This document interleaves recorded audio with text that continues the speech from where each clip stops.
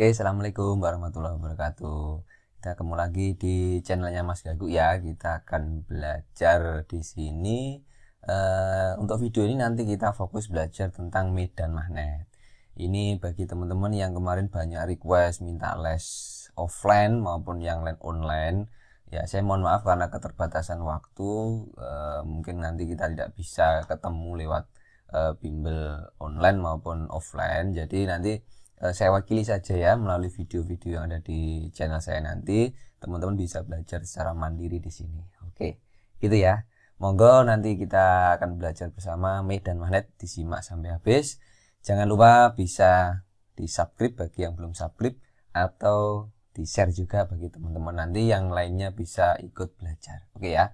Nah, sekarang kita belajar tentang medan magnet. Ini untuk teman-teman yang kelas berapa? Kelas 10 kelas 12 ya bro ya, kelas 12. Oke, kelas 12 kita nanti akan ketemu materi ini. Mungkin sekarang ini ya sudah ketemu materi namanya apa? Medan magnet. Oke, ada materi tentang apa? Medan magnet. Nah, di medan magnet ini nanti kita belajarnya ada penyebab-penyebab terjadinya medan magnet, terutama disebabkan oleh adanya arus listrik. Karena medan magnet ini bisa muncul akibat magnet permanen, tapi nanti di sini kita fokusnya belajar akibat adanya arus apa? Listrik. Jadi medan magnet yang disebabkan oleh arus listrik. Nah, di sini nanti arus listrik itu mengalir melalui kalau belajar fisika ini tips juga teman-teman bisa buat apa namanya rangkumannya dulu tentang persamaan-persamaan dan lain-lainnya. Nanti teman-teman bisa apa ya namanya dengan mudah mencari persamaan yang dibutuhkan ketika mengerjakan soal. Nanti kita praktekkan. Ini sambil kita rangkum dulu, saya jelaskan. Arus listrik bisa mengalir di kawat lurus. Kawat lurus ya nanti. Nah, kemudian bisa di kawat apa? Kawat melingkar. Dan lagi apa? Bisa mengalir di solenoida. Nah, apa itu solenoida nanti? Nah, satu lagi ada di toroida. Ini 4 media yang bisa dialiri arus listrik sehingga menghasilkan medan magnet. Nah, sekarang yang pertama kita lihat kalau di kawat yang lurus. Di kawat lurus nanti akan muncul persamaan ini.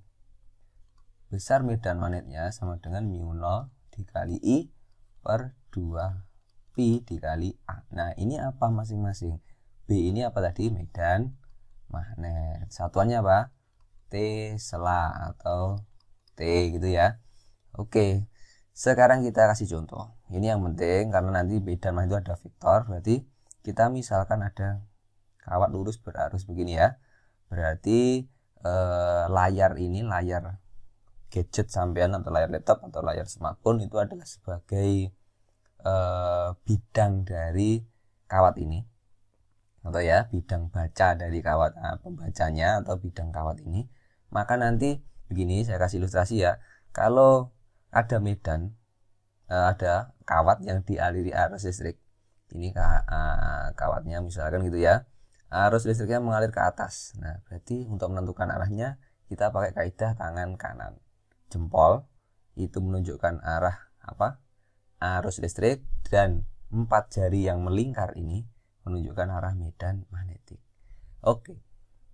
Andaikan kawat ini dialiri arus ke atas, set ini jadi jempolnya ke atas, maka arah medannya adalah memutar ke sini sesuai putaran dari tangan kanan ini. Di 4 jari tangan kanan. Nah, berarti kalau di depannya arahnya kemana? Ke sana.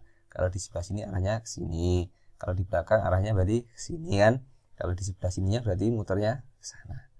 Itu ya, itu penting. Nah, sekarang kita tentukan di kawat ini. Berarti di bagian sini kawat ini arahnya dialiri arus ke atas, maka di bagian sebelah kanan kawat ini ada medan arahnya kemana? Nah, misalkan gini, set ke atas, berarti medannya ke arah sana atau menjauhi pembaca atau masuk bidang gambar. Nah, masuk bidang gambar dikasih tanda.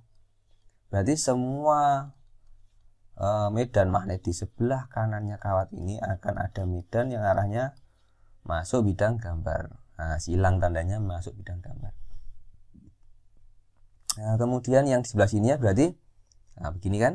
Nah, jadi ke sana kan, keluar bidang gambar. Berarti di sini adalah medannya keluar bidang gambar. Titik atau dot. Nah, ini. Gitu ya, kasih dot. Nah, semua tempat posisi titik di sebelah kirinya kawat itu arahnya keluar bidang gambar medan magnetnya ya. Oke. Itu ya. Terus A itu apa? A itu apa? A itu adalah jarak titik yang mau dianalisis. Misalkan kita mau cari titik A di sini. Ini kawatnya panjang, lurus ya. Terus titik A itu di sini. Titik apa? Titik P gitu ya misalkan. A itu adalah jarak tegak lurus kawat ke titik ini adalah A. Tinggal dimasukkan. Mu 0 nilainya berapa? Mu 0 itu nilainya nanti konstan. 4pi kali 10 pangkat min 7. Nah, ini satuannya Weber per apa? Weber per meter ampere. Nah, udah salah gini ya nanti nilainya nih. Oke. Nah, sekarang kita lihat kalau kawat melingkar bagaimana? Kalau kawat melingkar, B-nya nanti nilainya adalah mu 0 dikali arus yang mengalir berapa per 2 dikali A. Nah, tidak ada pi-nya. A-nya ini apa? Ya, A-nya ini adalah jari kawat. Nah, kalau kawatnya melingkar, misalkan melingkar penuh begini ya, oke. Ini jari-jarinya adalah A. Dialiri arus arahnya ke sana misalkan. Berarti ini muter gini kan arusnya. Nah, muter gini. Nah, nanti arah medannya yang berada di pusat itu sama seperti ini. Berarti kalau ini tadi kawatnya ada medan ada I arahnya ke sini, berarti I-nya ke sana kan. Nah, ke sana. Di sini berarti di sini. Nah, pusatnya lingkaran berada di bawah dari kawat I ini tadi. Nah, ke sini berarti ini medan yang ada di pusat ini arahnya adalah benar titik ini. Adalah keluar dari bidang. Kalau arusnya dibalik, arusnya ganti ke sana, set berarti yang di bawahnya akan masuk bidang gambar atau cross. Oke ya. Nah, gampang ya. Nah, sekarang kita lihat. Ini adalah kawat melingkar, berarti persamaannya ini ya. Oke. Nanti tinggal dikali apa? N. N-nya itu gimana? Kalau nanti ada kawat yang tinggal ternyata kawatnya cuma melengkung separuh, berarti ini N-nya diisi separuh, setengah. Nah, atau yang seperempat berarti nanti seperempat, atau utuh berarti 1. Oke. Sekarang kita lanjut ke sini. Solenoid.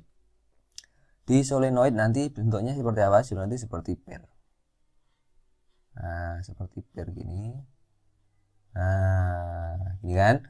Nah, ini dia punya panjang L. Oke ya. Terus di sini punya jumlah lilitan sebanyak N. Nah, gitu.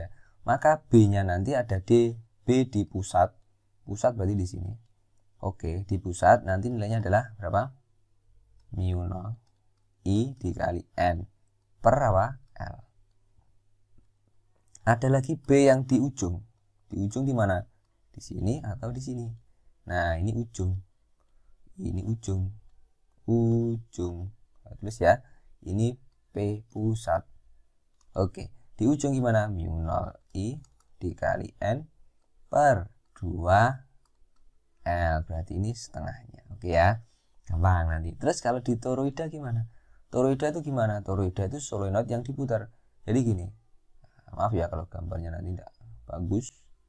Nah, ini. Jadi solenoid yang dilingkarkan seperti ini. Ini adalah toroida. Nah, di sini ada jari-jari efektifnya kan? Nah, jari-jari efektifnya.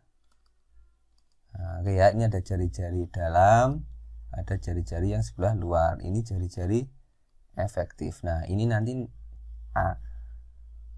B-nya di pusat nilainya sama dengan mu 0 I dikali N. Seperti toroid, seperti solenoid, tapi L-nya kan jadi keliling kan, jadi apa? 2 pi dikali A. A-nya apa?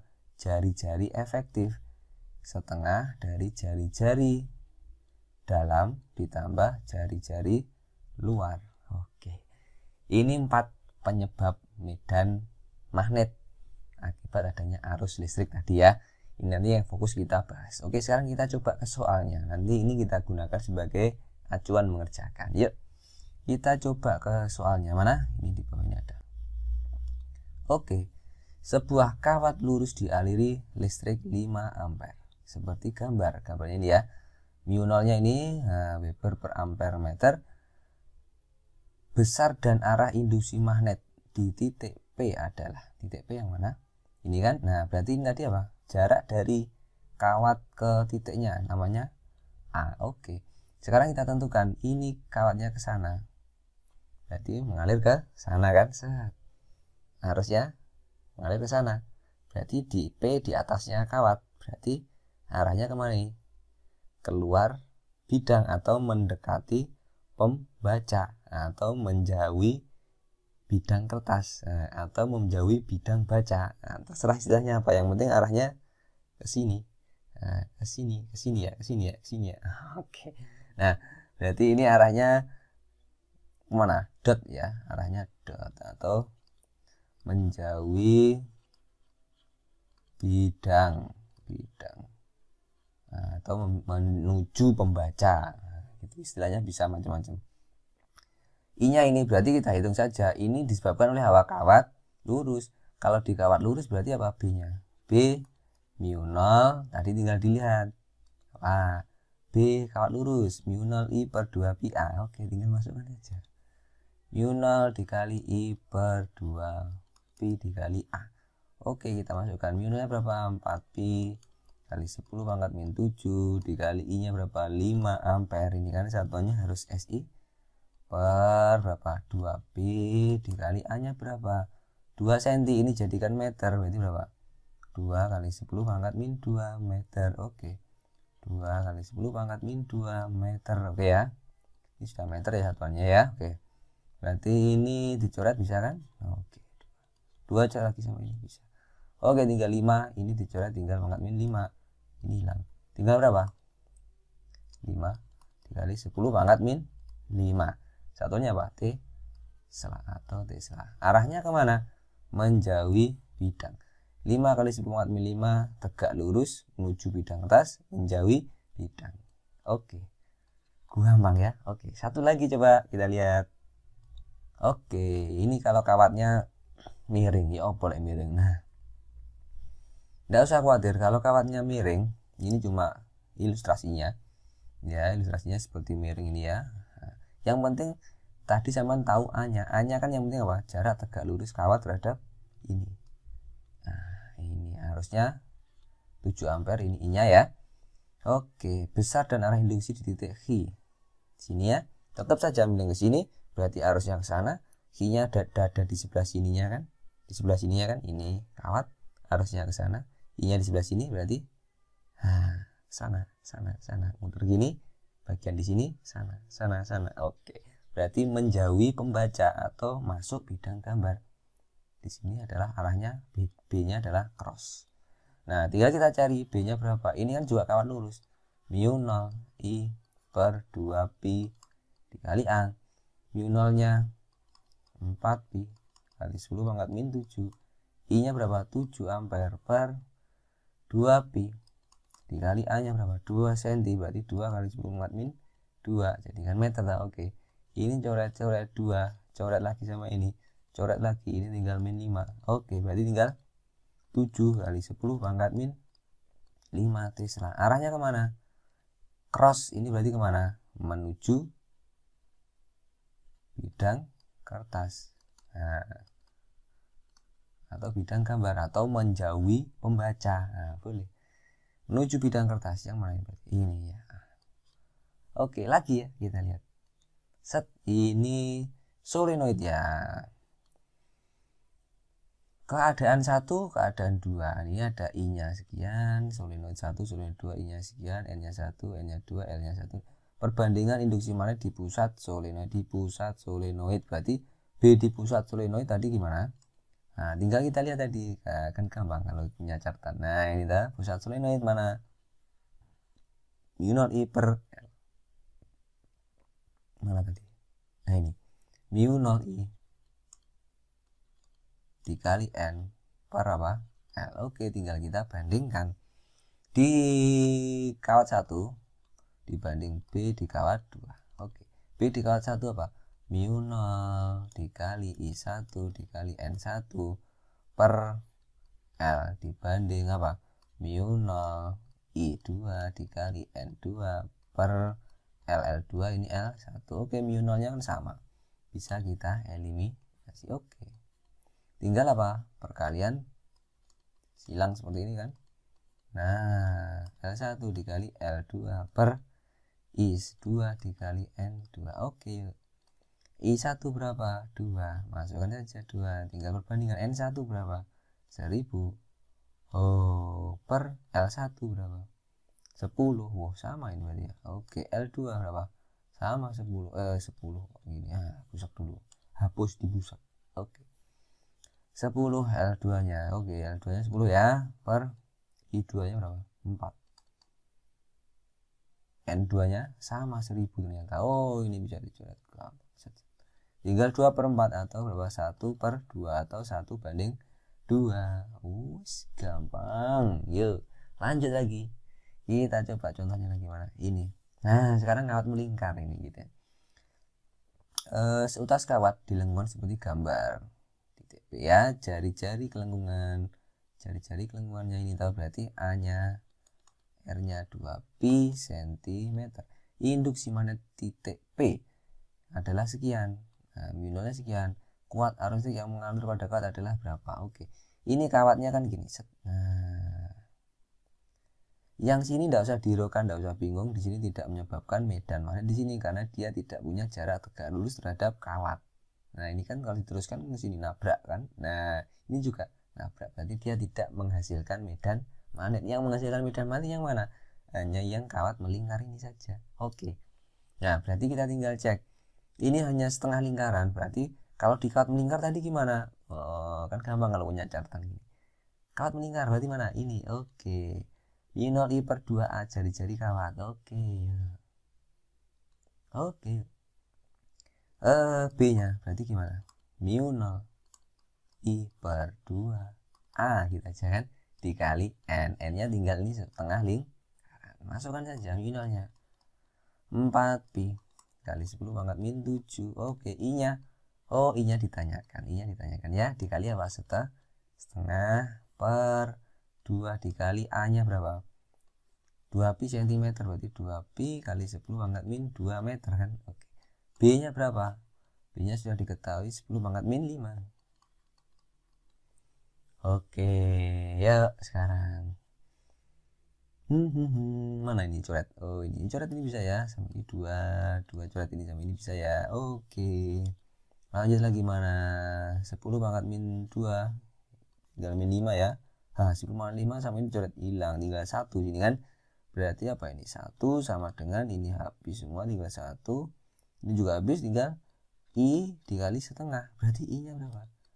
Pindah ke sana 2 ampere. I-nya 2 ampere. Ketemu 2 ampere. Oke, gampang ya. Oke. Lagi kita contoh yang lain. Nah, ini bagaimana kalau 2 kawat? Kalau 2 kawat kita lanjutkan di video berikutnya aja ya. Nanti sekalian contoh-contoh soal yang lebih kompleks. Itu tadi masih pengantar sederhana, contoh soal sederhana. Nanti video berikutnya kita sambung ke contoh soal yang kombinasi-kombinasi. Oke, kita ketemu lagi di video berikutnya. Assalamualaikum.